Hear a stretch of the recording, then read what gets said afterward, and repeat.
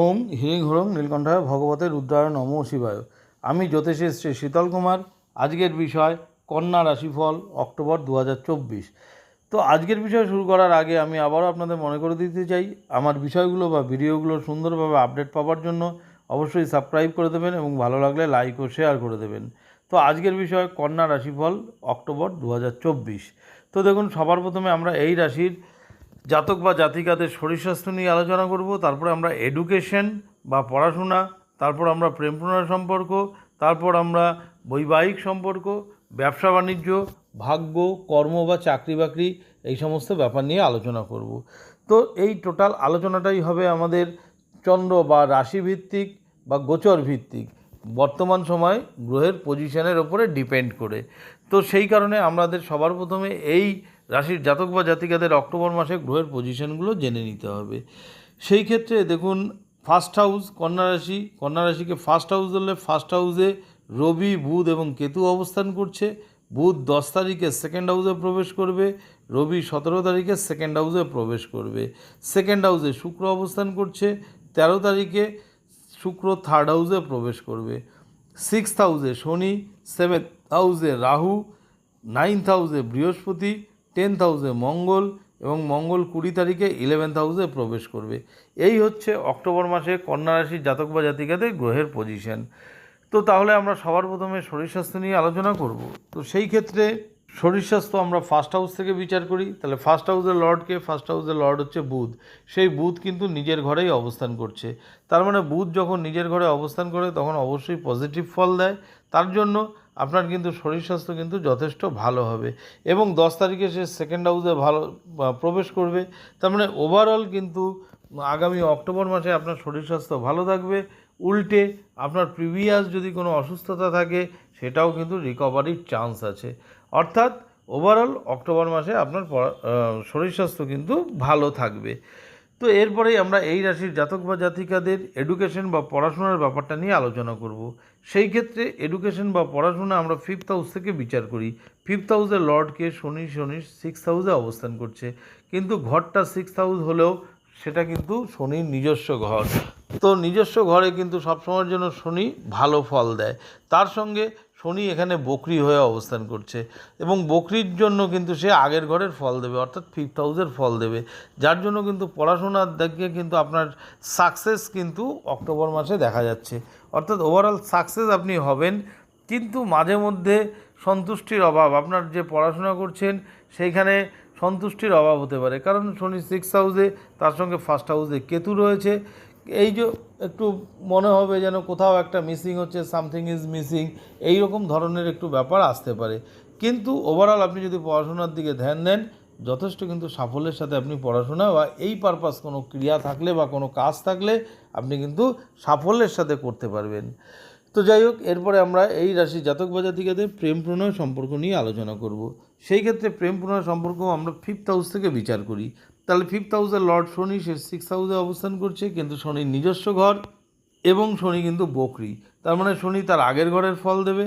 তো আগের ঘরের ফল দেওয়ার অর্থ প্রেম প্রণয় সম্পর্ক কিন্তু আপনাদের মধ্যে যথেষ্ট ভালো হবে, টান থাকবে, একে অপরের প্রতি যথেষ্ট ফিলিংসও ভালো থাকবে। কিন্তু দ্বাদশপতি রবি কিন্তু ফার্স্ট হাউসে অবস্থান করছে এবং ফার্স্ট হাউসে সে 17 তারিখের আগে পর্যন্ত থাকবে। তো এই যে 17 তারিখের আগে পর্যন্ত ফার্স্ট হাউসে রবি থাকবে, তো কোথাও একটা অক্টোবরের 17 তারিখের আগে পর্যন্ত আপনার মধ্যে একটু অ্যাগ্রেশন থাকতে পারে, বা কোনো কারণে কথাবার্তা হয়তো এমন বললেন তাতে আপনার অপোজিট পার্টনার আপনার প্রতি অসন্তুষ্ট হলো, এই ধরনের একটু ব্যাপার থাকবে। কিন্তু এই ধরনের ব্যাপার থাকলেও ওভারঅল প্রেমের সম্পর্ক কিন্তু অক্টোবর মাসে ভালো থাকবে। তো এরপরে আমরা এই রাশির জাতক বা জাতিকাদের বৈবাহিক সম্পর্ক নিয়ে আলোচনা করব। সেই ক্ষেত্রে বৈবাহিক সম্পর্ক আমরা সেভেন্থ হাউস থেকে বিচার করি। তাহলে সেভেন্থ হাউসের লর্ডকে, সেভেন্থ হাউসের লর্ড বৃহস্পতি, সেই বৃহস্পতি কিন্তু নাইন্থ হাউসে রয়েছে। তো নাইন্থ হাউসে যদি বৃহস্পতি থাকে তো অবশ্যই শুভ, অর্থাৎ বৈবাহিক সম্পর্কের ক্ষেত্রেও কিন্তু আপনার শুভ ইঙ্গিত করছে। কিন্তু সপ্তমে কী অবস্থান করছে? সপ্তমে কিন্তু রাহু অবস্থান করছে। তাহলে রাহু কিন্তু সবসময়ের জন্য সপ্তমে অবস্থান করলে সেটা খারাপ ফল দেয়। যার জন্য বৈবাহিক সম্পর্কের ক্ষেত্রে আপনাদের মধ্যে কখনো কখনো দেখবেন আন্ডারস্ট্যান্ডিং ভালো হবে, কিন্তু কখনো কখনো সামান্য ব্যাপারে আপনাদের মধ্যে মতভেদ বা তিক্ততা এতটাই পরিমাণে বেড়ে যেতে পারে যে আপনাদের মধ্যে কিন্তু বাদানুবাদ পর্যন্ত হতে পারে। তো এর জন্য একটুখানি আপনাকে কন্ট্রোলে থাকতে হবে। তার সঙ্গে রবি আপনার ছকের ফার্স্ট হাউসে কিন্তু অবস্থান করছে। এই কারণে আপনার যে রাগ বা জেদ এইগুলো একটু কিন্তু কন্ট্রোল করতে হবে। এইগুলো যদি একটু কন্ট্রোল করেন তাহলে কিন্তু সম্পর্ক মোটামুটি যাবে, কিন্তু তথাপি রাহু মাঝে মধ্যেই কিন্তু বিঘ্ন ঘটানোর চেষ্টা করবে। তো সেই কারণে একটু অ্যালার্ট থাকবেন, একটু রাগ বা কন্ট্রোল সংযত করবেন। তার সঙ্গে আমি অবশ্যই বলবো রাহুরও বীজ মন্ত্র যদি আপনারা জপ করতে পারেন তাহলে অবশ্যই বৈবাহিক সম্পর্কের ক্ষেত্রে কিন্তু আপনারা সুফল পেতে পারেন। তো যাই হোক, এরপরেই আমরা এই রাশির জাতক বা জাতিকাদের ব্যবসা বাণিজ্য নিয়ে আলোচনা করব। সেই ক্ষেত্রে ব্যবসা বাণিজ্য আমরা 7th হাউস থেকে বিচার করি। 7th হাউসের লর্ডকে সে হচ্ছে বৃহস্পতি, সে 9th হাউসে অবস্থান করছে এবং ইন জেনারেল ব্যবসা বাণিজ্য কারক গ্রহ বুধ, সে ফার্স্ট হাউসে অবস্থান করছে এবং সে কিন্তু 2nd হাউসে 10 তারিখে প্রবেশ করবে। সেই দিক থেকে বলা যায় ব্যবসা বাণিজ্য কিন্তু আপনার হবে, ব্যবসা বাণিজ্যে উন্নতিরও যোগ আছে, ব্যবসা বাণিজ্যের মাধ্যমে ধনাগমও হতে পারে। কিন্তু যদি আপনি পার্টনারশিপ বিজনেস করেন সেই ক্ষেত্রে কিন্তু কোথাও একটা পার্টনারশিপ যার সাথে করছেন তার সাথে কিন্তু কোথাও একটা মতভেদ হতে পারে, কন্ট্রোভার্সি হতে পারে, নানা সময় একটু বাদানুবাদ হতে পারে, প্রবলেম হতে পারে। একটু মাথা ঠান্ডা রেখে যদি আপনি নির্দিষ্ট লক্ষ্যে ঠিক থাকেন তাহলে দেখবেন অবশ্যই কিন্তু সুফল পাবেন। তো যাই হোক, এরপরে আমরা এই রাশির জাতক বা জাতিকাদের ভাগ্যর ব্যাপারটা নিয়ে আলোচনা করব। তো ভাগ্য আমরা কোথা থেকে বিচার করি? ভাগ্য আমরা 9th হাউস থেকে বিচার করি। 9th হাউসে বৃহস্পতি অবস্থান করছে, যেটা শুভ, এবং 9th হাউসের লর্ডকে 9th হাউসের লর্ড কিন্তু শুক্র, সেই শুক্র 2nd হাউসে নিজস্ব ঘরে অবস্থান করছে এবং সে 13 তারিখের আগে পর্যন্ত 2nd হাউসেই অবস্থান করবে। তাহলে ভাগ্য কিন্তু আপনাকে সাথ দেবে এবং 13 তারিখের আগে পর্যন্ত ভাগ্য আপনাকে বেশি সাথ দেবে। তো ভাগ্য রিলেটেড যদি কোনো ব্যাপার থাকে, যেমন ধরুন আপনার শেয়ার মার্কেট, ট্রেডিং বা এই ধরনের কোনো কিছু করছেন, সেই ক্ষেত্রে কিন্তু বা কোনো মাঙ্গলিক কাজ করছেন, সেই ক্ষেত্রে কিন্তু 13 তারিখের আগে পর্যন্ত যথেষ্ট শুভ।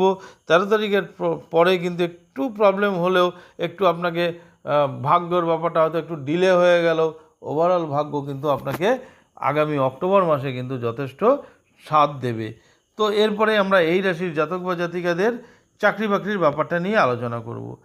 সেই ক্ষেত্রে দেখুন, চাকরি বাকরি আমরা 10th হাউস থেকে বিচার করি। তাহলে 10th হাউসে কে বসে আছে? 10th হাউসে মঙ্গল বসে আছে এবং সে 20 তারিখের আগে পর্যন্ত থাকবে এবং 10th হাউসের লর্ডকে বুধ, সে কিন্তু ফার্স্ট হাউসের নিজস্ব ঘরে অবস্থান করছে এবং বুধ কিন্তু 2nd হাউসে প্রবেশ করবে 10 তারিখে, অর্থাৎ ধনস্থানে প্রবেশ করবে। তার মানে রাশি অধিপতি এবং কর্মাধিপতি কে বুধ, সেই বুধ কিন্তু 2nd হাউসে অবস্থান করবে, তার আগে ফার্স্ট হাউসে অবস্থান করবে। তাহলে অবশ্যই পজিটিভ রেজাল্ট কিন্তু আপনারা কর্মের ক্ষেত্রে দারুণভাবে পেতে চলেছেন অক্টোবর মাসে। কীরকম? কর্মের মাধ্যমে যথেষ্ট ধনাগম বৃদ্ধি হতে পারে, কর্মের ক্ষেত্রে মান সম্মান বৃদ্ধি হতে পারে, কারণ ফার্স্ট হাউসে কিন্তু রবি বুধের কম্বিনেশন রয়েছে এবং 2nd হাউসেও এসে রবি বুধের কম্বিনেশন হবে। তো কর্মক্ষেত্রে আপনার নাম যশের সাথে কিন্তু আপনারা কাজ করতে পারবেন এবং যথেষ্ট পরিমাণে আর্থিকভাবে কিন্তু গেইন করতে পারেন, অর্থাৎ আর্থিক উন্নতি করতে পারেন।